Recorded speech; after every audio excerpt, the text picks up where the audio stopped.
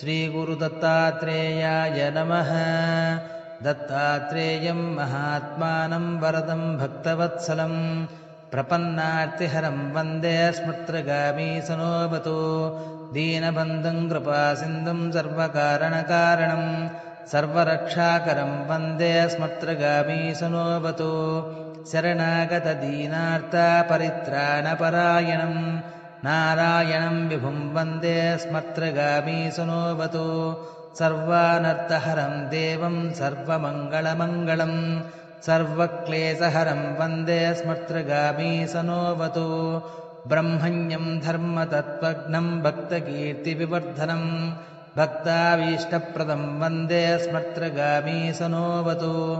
शोषणं पापपङ्कस्य दीपनं ज्ञानतेजसः तापप्रशमनं वन्दे स्मृत्रगामीसनोऽवतु।